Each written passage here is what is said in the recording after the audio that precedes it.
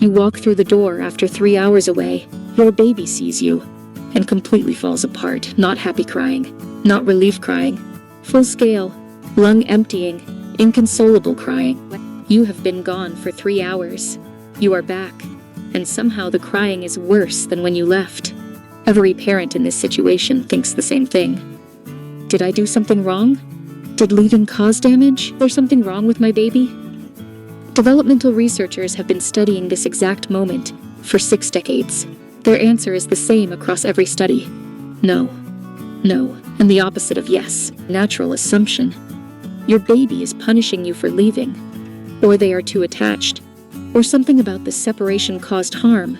These assumptions feel logical. They are also completely wrong. Dr. Mary Ainsworth ran the first systematic study of this exact behavior at Johns Hopkins University in 1969. She called it the strange situation experiment. What she found turned everything parents believed about this cry upside down. Ainsworth designed her experiment around one question: what does reunion behavior tell us about the bond between parent and infant? She tested over 100 parent-infant pairs.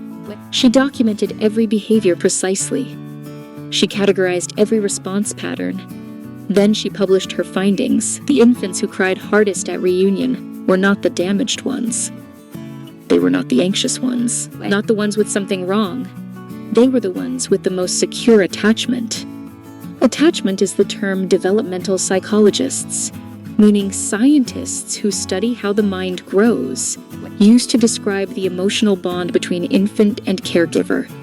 Secure attachment means the baby's nervous system has learned one specific thing reliably. When I need my caregiver, they come back. That single learned fact changes everything about how your baby behaves at the moment you walk through the door. Ainsworth named the reunion cry she observed in securely attached babies. She called it protest behavior. Protest behavior is the infant's evolved signal system for re-establishing closeness to the caregiver. The cry is not about what happened while you were gone. It is about the fact that you are here now, and safe to tell.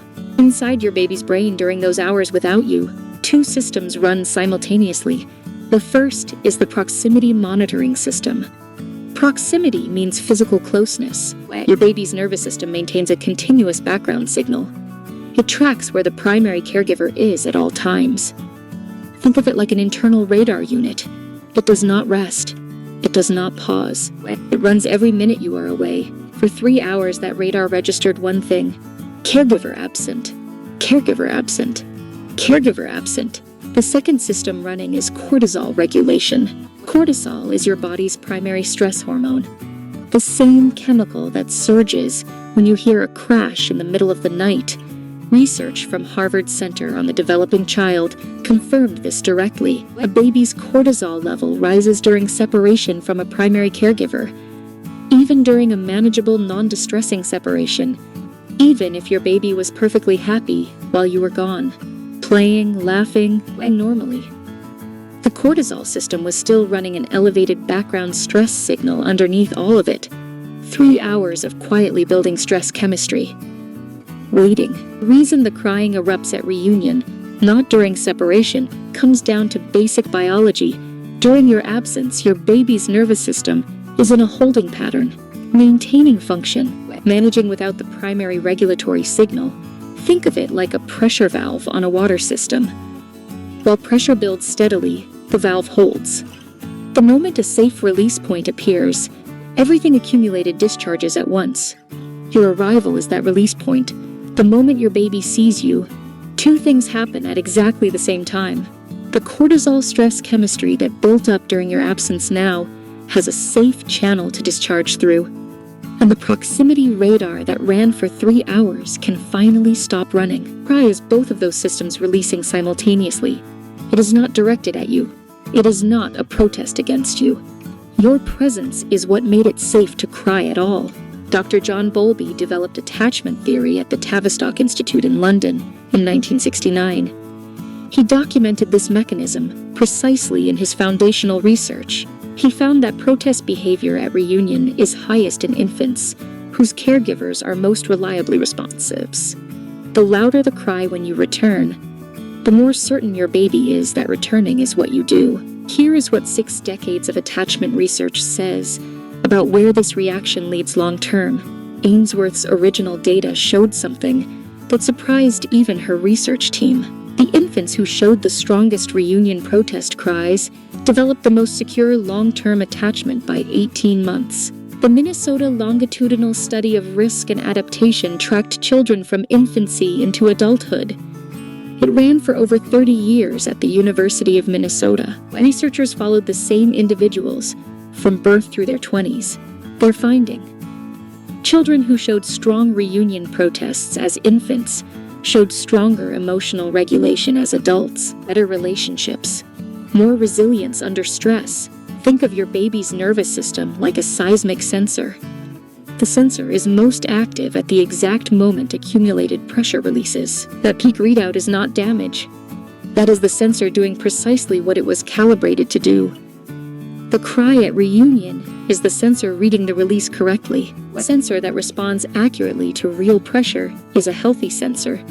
A baby whose nervous system responds accurately to real connection is a healthy baby. But here is the finding that changed how researchers understood this reunion cry most. It was not about duration, not about intensity. It was about what happened in the 60 seconds after the cry started. That 60-second window reveals something precise about the attachment quality your baby has already built with you. If this is new to you, subscribe to Neural Nursery. A new topic like this, every single week. 3 things every parent should know about the reunion cry. First, do not try to stop the cry immediately.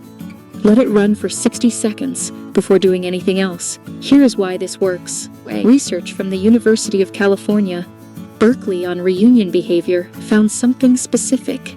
Infants who were immediately distracted or soothed before the cry completed showed slower cortisol regulation over time. Their stress chemistry took longer to clear after each separation. Infants whose caregivers held them and let the cry run naturally showed significantly faster cortisol, returned to baseline after separation. Their nervous systems became more efficient at clearing accumulated stress. Here is exactly what to do. When you walk through the door and the cry starts, pick your baby up immediately. Do not bounce, distract, or offer a toy. Hold them. Say their name. Let the cry run for 60 seconds without trying to fix it. That 60 seconds is the discharge completing. Your only job is to be there while it finishes. Second, what you say during those 60 seconds matters neurologically. Neurologically means inside your baby's brain. Here is why this works. Dr. Daniel Stern's research on affect attunement, meaning the act of matching a caregiver's response to the infant's emotional state, at Cornell University Medical College in 1985 showed something measurable. When a caregiver verbally mirrors what the infant is expressing, it accelerates emotional regulation. Your words do not need to solve anything. They need to match what your baby is communicating. Here is exactly what to do. During the reunion cry, use 3 phrases on repeat. I know, you missed me. I'm here, not as questions, as statements. Your baby cannot understand the words yet, but they can register that your vocal tone matches their emotional state precisely. That match is what begins the calming process.